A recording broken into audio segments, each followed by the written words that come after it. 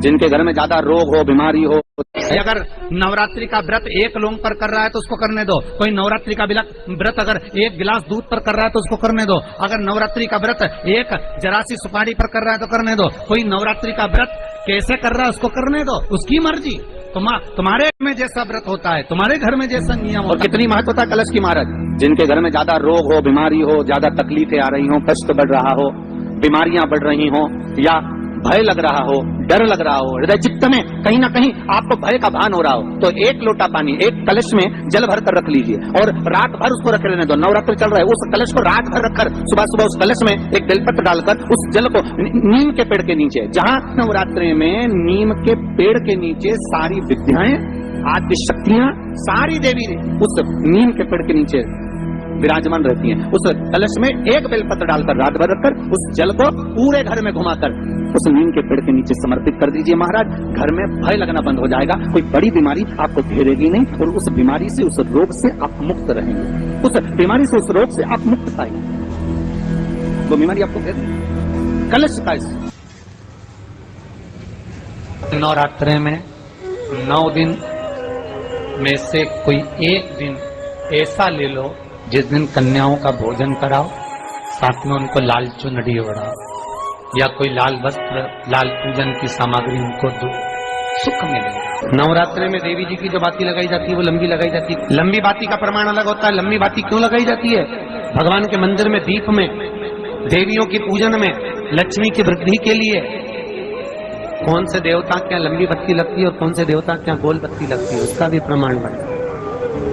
किसी देवी की पूजन करो तो लंबी बत्ती आती है, कुल देवता की पूजन करो तो लंबी बत्ती आती है। किसी मंदिर में किसी देवता को लगाने जाओ तो गोल बत्ती लगती है, उसका भी प्रमाण है। लंबी बत्ती जहां लगाई है, अगर लक्ष्मी के सामने लगाई है तो लक्ष्मी की लंबाई बढ़ती है, लक्ष्मी की वृद्धि बढ़ती है। अगर कुल देवता के नाम की लगाई है तो वंश की वृद्धि होती है। इसलिए हमारे यहाँ अमावस्या पूनम को जो पाटे माटे भराते हैं उसमें गोल बत्ती नहीं लंबी लगाई जाती है, जिससे हमारा वंश बढ़े। नवरात्रि में देवी जी की जो बाती लगाई जाती है वो लंबी लगाई जाती है, गोल नहीं। क्यों? क्योंकि जिससे माँ हम पर कृपा बना कर रखी, हमारा वंश खूब बढ़े, हमारे यहाँ लक्ष्मी की वृद्धि है। स्थिर बाती, गोल बाती लगाई जाती है ब्रह्मा के मंदिर में, इंद्र के मंदिर में, देवता के मंदिर में। तुलसी के सम्मुख में लंबी बाती नहीं लगती, तुलसी के सम्मुख में गोल बाती लगाई जाती है, जिससे स्थिरता का भाव केंद्रित।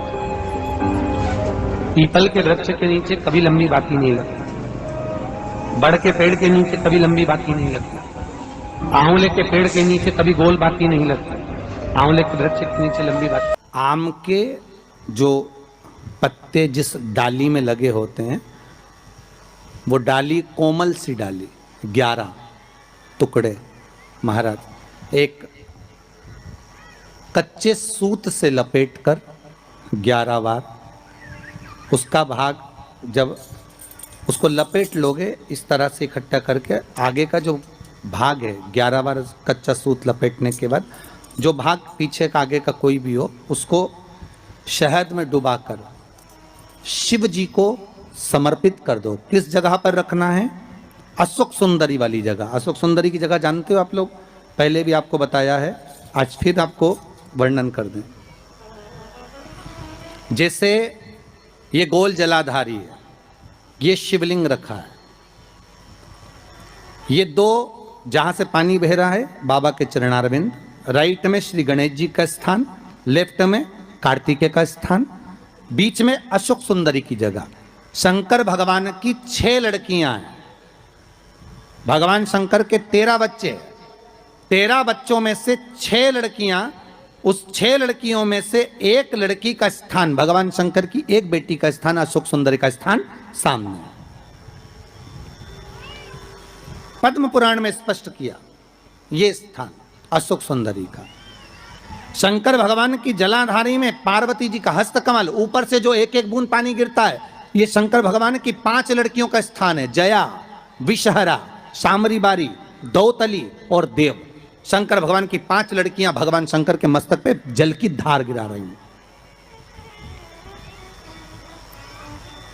बीच में जो अशोक सुंदरी का स्थान है महाराज, उस जगह पर शहद का मुख, जो शहद आपने भिंगोया है, उस शहद का मुख शंकर जी की ओर कर कर इसी चैत्र के महीने में, इन्हीं नवरात्रि में शंकर भगवान के उस अशोक सुंदरी की जगह पर शहद का भाग शिव जी की ओर रख दें। महाराज, अगर घर में संपदा की कमी हो या कोई पैसा खा गया हो, रुपया नहीं दे रहा हो, पैसा अटक गया हो, तो उस शहद को शिव जी की ओर मुख कर कर उस आम के पल्लव की जो डंडी है उसको 11 डंडी को वहां रख दीजिए और उससे अपनी कामना कर कर आ जाइए। हो सके उस शहद में से थोड़ा सा शहद किसी रुमाल पर किसी कपड़े में लगाकर उसको रख लीजिए। जिस व्यक्ति से पैसे लेना है, जिस व्यक्ति से पैसे मांग रहे हो, उससे एक बार जाकर मिल लीजिए, एक बार उसको खबर कर दीजिए। बाबा चाहेगा भोलेनाथ तो नवरात्रि में ही पैसा वापस आ जाएगा, अगर शिव कृपा कर दे। ये बाबा की करुणा। आम का पल्लव कोई साधारण नहीं जिसको कलश के ऊपर रखा जाता है, शिव की कृपा। जिस आम के पेड़ पर स्वयं कामदेव चढ़कर भगवान शंकर के तीसरे नेत्र द्वारा जलकर भस्म हो जाते हैं, वो आम का पेड़ साधारण नहीं हो सकता।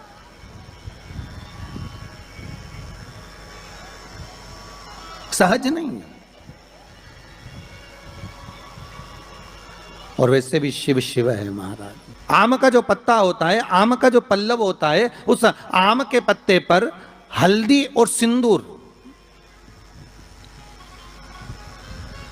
इन दोनों से स्वस्तिक का निर्माण किया जाए। देवी भागवत का संवाद है, बहुत ध्यान देना महाराज। जिन कन्याओं का विवाह ना हो पंचमी के दिन, नवरात्रे की कोई सी भी पंचमी, मतलब जो पंचमी तिथि पड़ेगी, कोई भी नवरात्रा हो, चाहे वो 4 नवरात्रे में से, चाहे वो पौष का हो, अश्विन का हो, चैत्र का हो, आषाढ़ का हो, किसी भी नवरात्रे में आप कर सकते हैं। एक पान के पत्ते पर, एक ही पत्ते पर जो 2 स्वस्तिक बनेंगे, एक हल्दी का बनेगा, एक सिंदूर का बनेगा।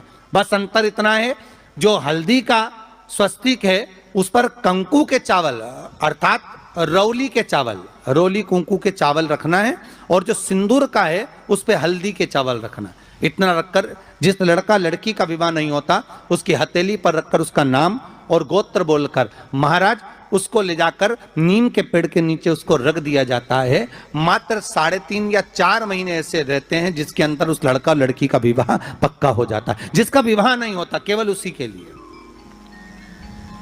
जिसका मंगल विवाह ना हो रहा, आम के पल्लव में शिव का वर प्रदान है, आम के पल्लव में शंकर का आशीर्वाद, आम के पल्लव में शिव का आशीर्वाद। के दिन लोग देवी जी की स्थापना करते हैं, तो क्या स्थापना में क्या रखते हैं? कलश रखते हैं ना। तो कलश किस लिए रखा जाता है? कलश का क्रम क्या है? अपन ने अभी तक कथाओं में बहुत सुना शिव महापुराण में कि दिए का महत्व क्या है, अपन ने सुना दही का महत्व क्या है, जल का महत्व क्या है। पूरी शिव महापुराण में अपने अलग अलग महत्व को जाना है, पर यह नवरात्रे में जो शिव महापुराण की कथा शुरू हो रही है, नवरात्रे में जो शिव महापुराण की कथा को हम श्रवण करने के लिए बैठे हैं, इसमें हमारा एक संशय और मिटना चाहिए कि भारत की भूमि पर जब मां आद्य शक्ति की स्थापना होती है, मां जगतजननी को जब विराजमान किया जाता है, या चैत्र नवरात्रे में, शरदीय नवरात्रे में, आषाढ़ी नवरात्रे में, आदिकादिक पौष नवरात्रे में हम शंकर की, हम जगतजननी जगदम्बा की जब स्थापना करते हैं, या हम नूतन घर का प्रवेश करते हैं, या गणेश जी की स्थापना करते हैं, या कोई दुकान को प्रवेश करते हैं, या कोई शुभ कार्य करने के लिए अग्रण्य होते हैं, तो हम कलश की स्थापना क्यों करते? आखिर कलश में ऐसा क्या है? कलश के अंदर आखिर ऐसा क्या विराजमान है कि 33 कोटि देवता उस कलश के अंदर आकर बैठ जाते हैं महाराज?